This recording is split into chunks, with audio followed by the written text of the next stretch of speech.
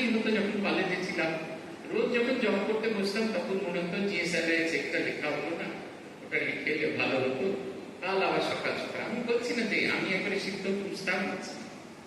আপনাদেরও ঠিক সেরকমই মনে হয়, ওই সময় মনে হয় কাজের দিদিমণি যে বাসনটা ভেজে দিয়ে গেছেন তার কোনো একটা গায়ে কিনে দাগ লেগেছে, সেইটার কথা ঠিক তখনই আপনার মনে হয়। শাস্ত্রে একে বলে পিঠে ছিটকে যাওয়া, আর উপায় ছিটকে যাওয়া মনকে আবার টেনে নিয়ে আসা।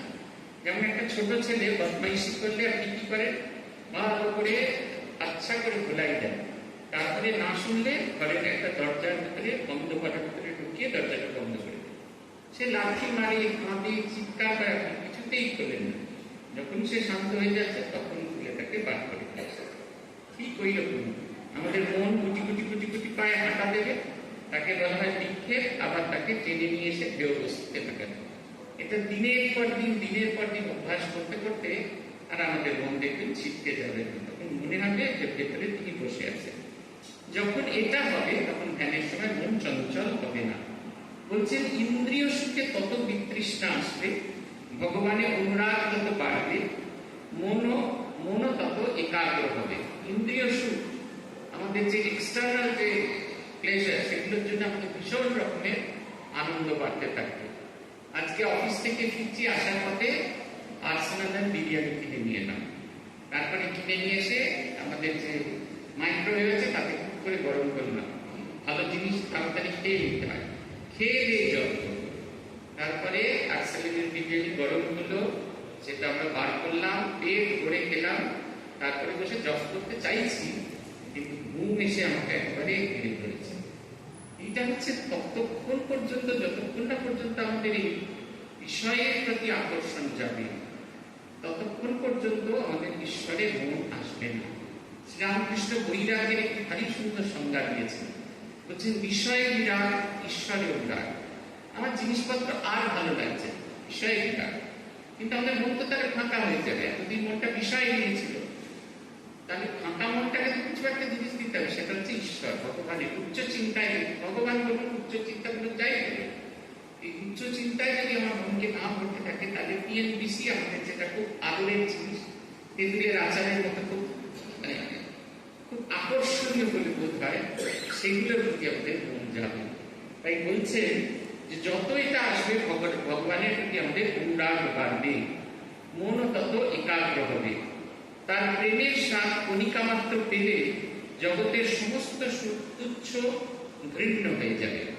আমরা যখন প্রথম সাধুতে আসি তখন একবার আমাদের দক্ষিণেশ্বরে নিয়ে যাওয়া হলো। তার আগে প্রচুর পড়ানো হয়েছে, দক্ষিণেশ্বরের বর্ণনা আপনারা দেখেছেন কথামৃতের শুরুতে আছে, সেই পড়ানো হচ্ছে দক্ষিণেশ্বরে কি কি ঘটনা ঘটেছে, ঠাকুরের জীবনীতে কিভাবে আছে, মায়ের জীবনী থেকে সব পড়ানো হচ্ছে। ওটা বাকি ওটা আমরা লক্ষ্যে গেছি। তারপরে দক্ষিণেশ্বর ঘুরে আসা হতো। পূজনীয় আত্মস্থানন্দজি তখন আমাদের সাধারণ সম্পাদক। মহারাজ জিজ্ঞেস করতেন কি করলো, কি দেখলেন। আমরা এসে বললাম দক্ষিণেশ্বর দেখলাম, তাই দেখলাম। শেষকালে মহারাজ জিজ্ঞেস করছেন যে কোন জায়গাটা তাদের খুব ভালো লেগেছে। প্রায় সবাই বলছে মায়ের যে নবদ্খানাটা খুব ভালো লেগেছে। মহারাজ বললেন কেন ভালো লেগেছে? বেশ প্রশস্ত বারান্দা, একদিকে মা গঙ্গা, আলো বাতাস আসছে। মহারাজ বলছেন আজকে না, 2 মানুষ সমান দরমার বেড়া ছিল, এত ঘন দরমার বেড়া ছিল খুব সরু হয়ে সূর্যের আলো প্রবেশ করত। তাহলে মা সারাদিনই কুপির আলোয় জেলে ওখানে থাকতেন। বলছেন যে জীবনটাকে যদি উঁচু সুরে বাঁধা যায়, তাহলে যে সমস্ত জিনিসের জন্য মন আকুল হয় সেগুলোকে একটা সময় আন শব্দ হচ্ছে অকাজে, ভালো না, মানে বাজে জিনিস বলে বোধ করি। আমরা পরবর্তীকালে অনেক পরে বেলুড় মঠে থাকাকালীন একবার দক্ষিণেশ্বর ভালো করে দেখতে গেলাম। আমি ওদের অনুরোধ করেছিলাম দক্ষিণেশ্বরের মায়ের ঘরের উপরের ঘরটা দেখার জন্য যে ঘরটা আসলে আকারটা কত থাকে, কারণ এত জিনিসপত্র এখন মায়ের ঘরে আছে, ঘরটা কিরকম দেখতে ছিল আইডিয়া পাওয়া যায়। ওরা আমাদের সিঁড়ি দিয়ে ওপরে নিয়ে গেল, এবং সিঁড়ি দিয়ে ওপরে যাওয়াকালীন দেখলাম সে 3টে সিঁড়ি, যার উপর মা চুল রেখে রোদ্দুরে চুল শুকাতেন। তার পাশ দিয়ে আমরা যখন ওপরে গেলাম সেই ঘরটাকে দেখা হলো। ঘরটা দেখে প্রথম যেটা মনে হলো, মা যত লম্বা ছিল, মা যদি সোজাসুজি ঘরের মাঝখানে না শোন, মা কোনোদিন পা ছড়িয়ে শুতে পারতেন না। মাকে সারাটা জীবন পা ভাঁজ করে শুতে হয়েছে। কটকটে মাদুর ওপর আর ওই ওই তার কেশর বালিশ তাই দিয়ে সেই তাতে শুয়ে আছেন। মায়ের রিয়াকশন কি?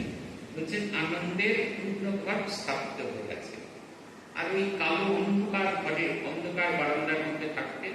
আর মায়ের রান্নাঘরটা যদি কখনো দেখার সুযোগ হয় দেখবেন, ওই সিঁড়ির তলায় মায়ের রান্নাঘর আছে, ছোট্ট রান্নাঘর, সিঁড়ির তলায় একটুখানি জায়গা, তার মধ্যে মা কাঠের জালে ঠাকুরের জন্য ঝোল ভাত করতেন, নর্দিনের জন্য মোটা মোটা রুটি ছোলার ডাল, অন্যদের জন্য পাতলা পাতলা মুগের ডাল, পাতলা পাতলা রুটি, আর নিজেদের জন্য কিছু কিছু, এত কিছু রান্না করতেন।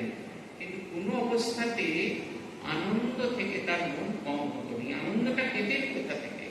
সেটা হচ্ছে অভিজাগতিক আনন্দ, ঈশ্বরীয় আনন্দ। আমরা যত ঈশ্বরীয় আনন্দের দিকে এগোতে পারবো, দেখবেন আমাদের শরীর একটা সময় অবশ হয়ে যাবে, একেবারেই অবশ হয়ে যাবে। কিন্তু কোনো অবস্থাতেই আমি নিরানন্দে নেই। বর্তমান প্রেসিডেন্ট মহারাজ একবার কিছুদিনের জন্য, 1.5 মাসের জন্য নরেন্দ্রপুরে ছিলেন, তখন আমি নরেন্দ্রপুরে আছি। মহারাজের এই পিঠের স্পাইনাল কর্ডে ক্যালসিয়াম টিকে হচ্ছিল, সে কারণে আজকে শুইয়ে রাখা হয়েছিল 1.5 মাস। মহারাজ জানি একটুও না নরমচরম করেন, তার জন্য বালিশ দিয়ে পুরো আটকে রাখা হয়েছিল। মহারাজ ওইভাবে শুয়ে থাকতেন। একটা ছোট্ট মায়ের ছবি ছিল, সেই ছবিটির দিকে তাকিয়ে 1.5 মাস কাটিয়ে দিলেন। আমার নিজের বিরক্ত লাগতো রোজ মহারাজকে দেখতে। মহারাজ কি করে আছেন ওই রকম? আমাদের এটা এক্সট্রিম বললাম, আমাদের অবস্থাটা কি এরকম নাই, কিন্তু অনেক ভালো অবস্থায় থাকি। অথচ যে অবস্থায় থাকি সেই অবস্থাটা থেকে আমাদের একদম ভালো লাগে। ওই যেদিন মায়ের রান্নাঘর থেকে ফিরে এলাম, সেদিন এক জায়গায় আমরা গেছিলাম, একজনের বড় ফ্ল্যাট উদ্বোধন হয়েছে, আমার থেকে অনেক সাথে ডাকা হয়েছে, আমরা গেলাম। 3 তলা 4 তলা পুরোটা সেন্ট্রালি এসি, ভেতর দিয়ে লিফট আছে যাতে বাইরের দিকে না যেতে হয়। শুধু রান্নাঘরটা সেন্ট্রালি এসির বাইরে। আমাদের জন্য কচুরি ভেজে নিয়ে আসছিলেন ভদ্রমহিলা, আর একটা টিস্যু পেপারে করে এমনি এমনি করে ঘাম মুছছিলেন, আর বলছিলেন কি গরম, কি গরম, কি গরম। আমি খালি দুপুরে মায়ের এই রান্নাঘরটার কথা বলছি। এই যে ঈশ্বরীয় ভাব যদি না আসে, তাহলে দেখবেন আমাদের যে ঈশ্বর সাধনা, এই যে ভগবানের কাছে যাচ্ছি, এই যে পূজা অর্চনা করছি, সমস্ত কিছু বৃথা হয়ে যাবে, একবারে সম্পূর্ণ বৃথা হয়ে যাবে। রবীন্দ্রনাথের একটা গান আছে না, যদি তোমার দেখা না পাই প্রভু এবারে জীবনে, সেইখানে একটা আছে, এই সংসারের হাটে আমার যতই দিবস কাটে, আমার যতই হাত ভরে ওঠে বনে, তবে কিছুই আমি পাইনি যেন সেই কথার মনে, যেন ভুলে না যাই বেদনা পাই স্বয়ংে সঙ্গে। এই সংসারের হাটে অনেক কিছু খুব সাকসেসফুল মানুষ কিছু পেয়ে রয়েছে, অথচ যদি আমার নিজের ভিতরে আত্মবোধ না জাগ্রত হয়, নিশ্চিত করে জানবেন কিছুই যেন পাইনি আমি। এটা আমরা বেশিরভাগ ক্ষেত্রে ভুলে যাই, পাইনি বলে আমাদের কোনো দুঃখ হয় না। বলছেন যেন ভুলে না যাই বেদনা পাই স্বয়ংে সকলে, তোমায় ঘরে হয়নি আনা এই কথার মনে, যেন ভুলে না যাই বেদনা পাই স্বয়ংে সকলে।